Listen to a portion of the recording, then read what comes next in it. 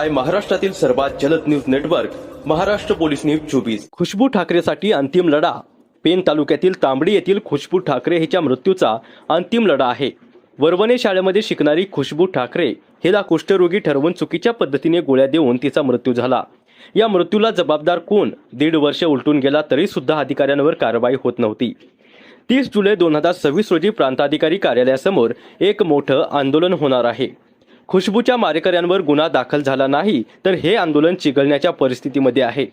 Maharashtra police news 24 व ग्रामसंवर्धन संघटना संतोषदादा ठाकूर व नंदाताई म्हात्रे यांच्यामुळे सातत्याने पाठपुरावा करून खुशबू ठाकरेचे प्रकरण इथपर्यंत आणून पोहोचलं आहे। आदिवासी समाजाचे नेते मंडळी मात्र गप्प आहेत। का गप्प आहेत काहीच माहित नाही। या खुशबूला न्याय देण्यासाठी नेते मंडळी आदिवासी समाजाचे मात्र कधीच दिसले नाहीत। या आदिवासी समाजाच्या खुशबूला न्याय देण्यासाठी मात्र समाजाच्या नेत्यांना वेळ मिळत नाही अशी खंत आदिवासी बांधव करत आहेत। पेन पोलीस स्टेशन या ठिकाणी आहेत। खुशबू ठाकरेच्या मृत्यूला जवळजवळ 1.5 वर्ष होऊन उलटून गेलेला आहे, परंतु अजूनपर्यंत खुशबू ठाकरेंना न्याय मिळाला नाही। अंतिम लढा हा आज खुशबू ठाकरेचा या उद्याला 30 तारखेला एक मोठा आंदोलन उपोषण आहे प्रांत अधिकारी यांच्या कार्यालयामध्ये।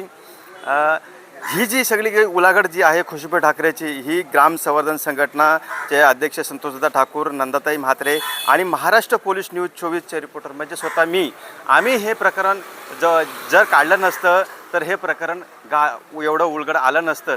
कारण आदिवासी समाजाचे जे नेते आहेत, ज्याला नेते जे स्वतःला समजतात, ज्या काही अध्यक्ष आहेत, काही कातकरी समाजाचे आहेत, काही ठाकूर समाजाचे आहेत, ह्यांचं मात्र याच्याकडे कुठंही तीळ मात्र लक्ष नाही। का लक्ष दिलं जात नाही हे लोक?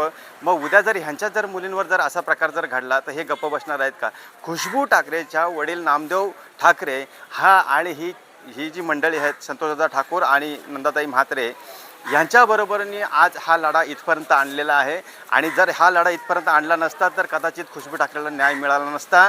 कारण का तर ही जी नेते मंडळी आहेत आदिवासी समाजाची, ह्यांचं मात्र कुठंही लक्ष दिसत नाही। मी वारंवार ह्यांना चॅलेंज सांगितलं गेलं आहे की तुमच्या नेते मंडळी काय करतात? का खुशबू ठाकरेला न्याय मिळण्यासाठी रस्त्यावर उतरले जात नाही? कुठेतरी ह्यांचे लागेबांधे आहेत का? अधिकाऱ्यांना वाचवलं जातं आहे?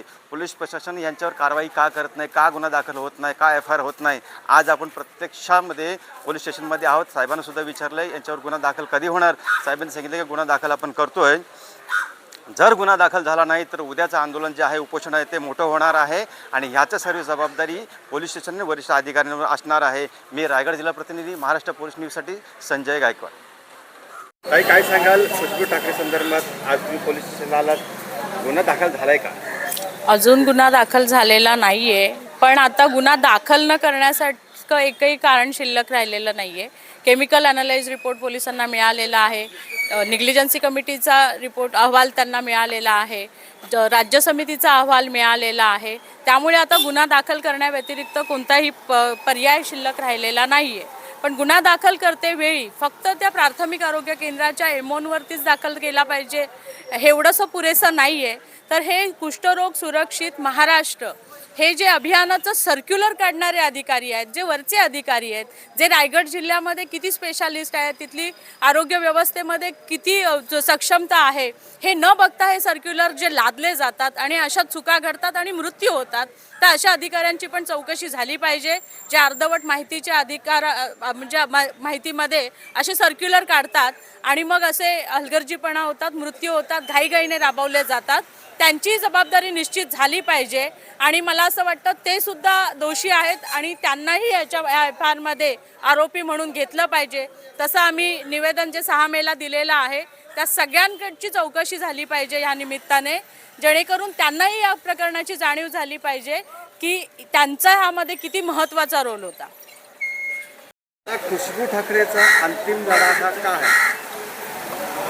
कसं आहे की महाराष्ट्र शासनाच्या एकंदरीत म्हणजे मागील 30 वर्ष जेव्हा सामाजिक क्षेत्रात काम करतो किंवा ह्या समाजासोबत काम करतो त्यावेळेस ही गोष्ट लक्षात आली, वारंवार प्रकर्षाने लक्षात आली की ह्या आदिवासी समाजाला वाली नसल्यासारखं प्रशासन वागत आहे।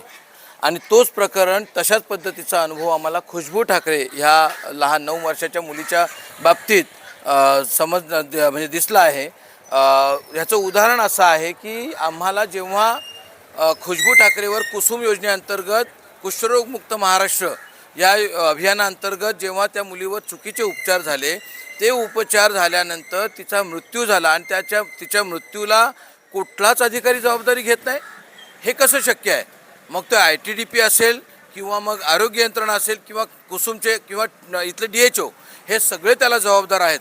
परंतु आत्तापर्यंत मागील 2 वर्ष आम्ही ह्या सगळ्याचा सातत्याने पाठपुरावा करत आहोत.